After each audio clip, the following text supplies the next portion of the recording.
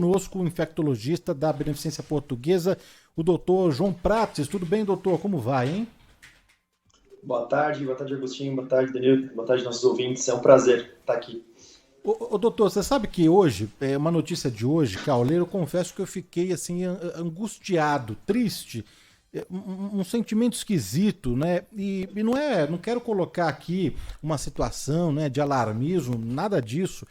Até por esse motivo a gente convidou quem entende do assunto para ajudar, né, a gente a saber o que realmente está acontecendo, né? Eu estou falando sobre a situação da China, não é? Hoje na capa do portal UOL tem uma repercussão das falas do epidemiologista chinês da ONU, o Eric Ding, falando que 60% dos chineses e 10% da população mundial irá pegar a Covid, né, nos próximos 90 dias, né?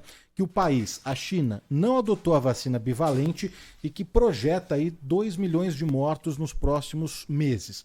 Aí muita gente vai perguntar, mas por que você está falando da China, a gente está aqui no Brasil? Bom, é aquela sensação de que esse filme a gente já viu, né? Um vírus que começou em Wuhan e que se espalhou para o mundo todo. De forma prática aqui, né, para a gente responder para o nosso ouvinte, qual que é a situação da China e de que forma isso pode atingir o Brasil, hein, doutor?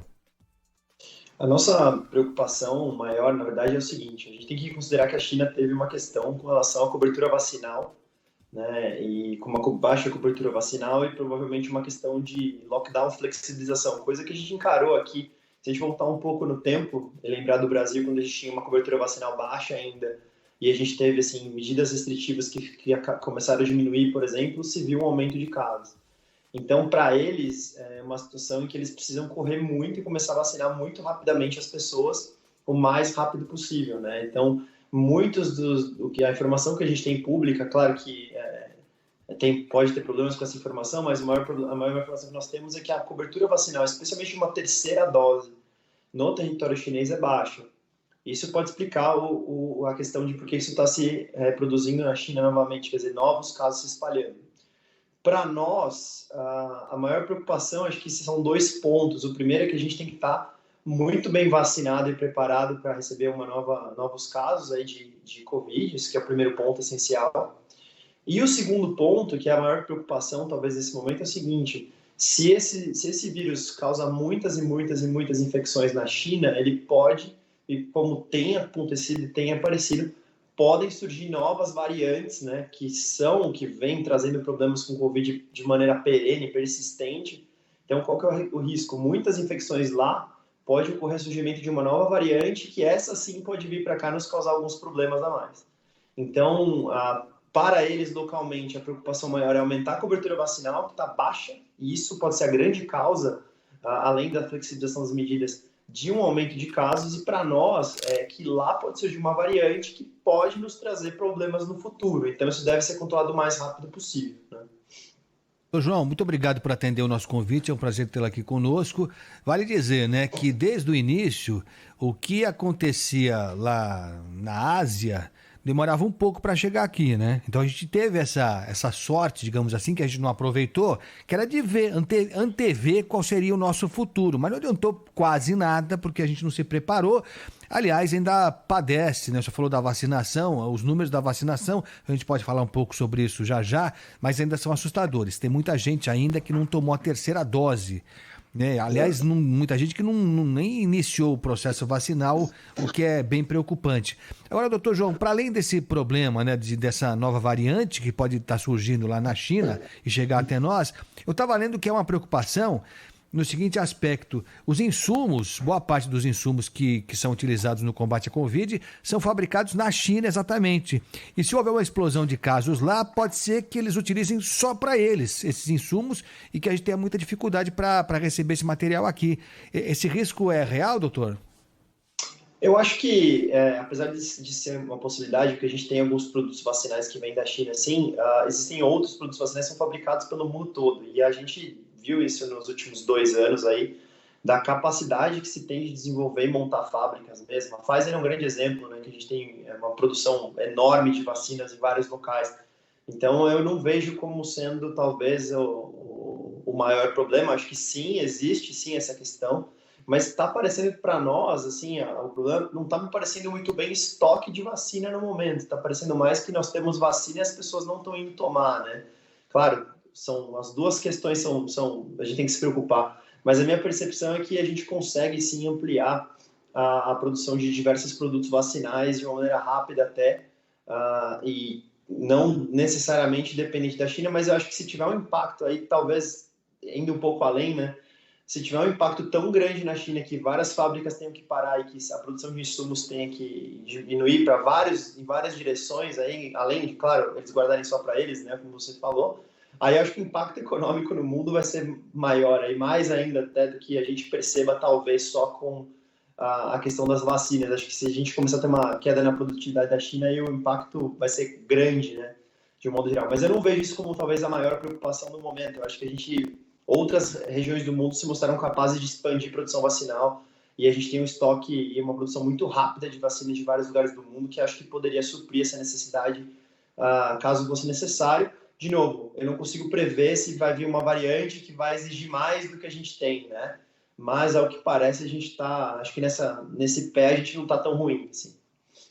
Doutor, para encerrar aqui da minha parte, não é, as festas de fim de ano, aglomeração, o que é natural mesmo, né, agora com a flexibilização aí, preocupa aí os infectologistas para início de 2023, no aumento do número de casos? Eu acho que sim. Vale falar justamente isso, que sempre que houve um momento em que aumentava o número de aglomerações, até final de ano, né, as formaturas, as festas, agora que a gente está voltando, né, tinha festa atrasada para caramba no final do ano passado, tem se associado com sim aumento do número de casos e a grande preocupação é essa da terceira dose. Então, não só tomar 3 ou 4 ou 5 doses, é importante que você tenha uma dose recente, né? Talvez isso seja uma das coisas mais importantes, né?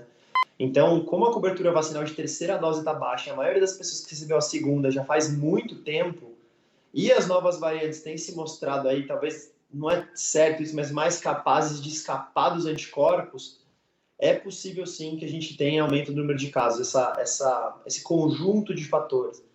O que tem acontecido é que os casos de imunocompetentes, de pessoas saudáveis, têm sido leves, mas existe sim uma grande preocupação com pessoas idosas com muitas morbidades e principalmente os imunossuprimidos, aqueles que recebem quimioterapia, que recebem tratamentos do câncer, transplantados, pacientes com HIV. Isso tem sido sim uma preocupação, porque esses são, hoje em dia, se você comparar os dados do ano passado com esse ano, os imunossuprimidos representam aí, sei lá, 5 vezes, 6 vezes mais de importância relativa, né? A fração de imunossuprimidos, ela aumentou muito em relação ao ano passado e aos últimos 2 anos. Então, a preocupação é grande, sim, por causa de não ter terceira dose, e lembrar sempre que tem sempre aquele parente, aquela pessoa próxima, mesmo que a pessoa seja saudável, com quem ela vai ter contato agora, uma pessoa idosa, com mais doenças, uma pessoa imunossuprimida, e esses caras ainda têm um risco, e a importância deles tem aumentado nos casos. Então, acho que a ideia é tá com a vacina em dia, todo mundo que possa, se você vai frequentar uma festa, se você estiver gripado com algum sintoma, não vá na festa, vai outro dia, espera melhorar, ou pelo menos faça um teste de farmácia, aí, que é uma coisa super simples e barata, todo mundo tem acesso hoje em dia, então, ou mesmo no posto de saúde, faça um teste para que você possa visitar outras pessoas de maneira... Né? E as empresas têm disponibilizado esses autotestes também, então acho que é uma boa sugestão. Vai para a festa e tem um avô, uma avó, tem alguém doente, não custa fazer um teste rápido aí de farmácia também para super se prevenir. Né? E os cuidados, né, a gente segue recomendando, né, a higiene sempre, não é, doutor? Uso de máscara no transporte coletivo, quem quiser usar em outros locais também, nunca é demais, né? Sempre usar um álcool gel também. São algumas medidas, né, que a gente pode fazer, medidas simples para conter o avanço aí do vírus ou de outras variantes que possam surgir. Se bem que, só rapidinho, nós chegamos num ponto de tantas idas e vindas, e acho que esse novo governo federal vai ter que tomar algumas providências de investimento na área, com certeza, mas de conscientização, de campanhas, enfim, para a gente desfazer algumas mentiras, alguns mal entendidos que surgiram, enfim, desinformações mesmo. Porque acho que vai ser difícil fazer com que as pessoas retomem, por já pelo menos, esse uso da máscara como algo mais corriqueiro, essas cuidados. A gente perdeu a mão, infelizmente, mas é importante que a gente tenha consciência de que a pandemia não acabou ainda não, né, Danilo? É isso aí, queria agradecer muito aqui o doutor João Prates, infectologista da Beneficência Portuguesa, ajudando a gente a entender um pouquinho mais da situação, da real situação do avanço da Covid no Brasil e no mundo. Obrigado, viu, doutor, pela atenção aqui com a Rádio Bandeirantes. Obrigado a vocês, um abraço aos nossos ouvintes. Valeu, abração, bom final de ano.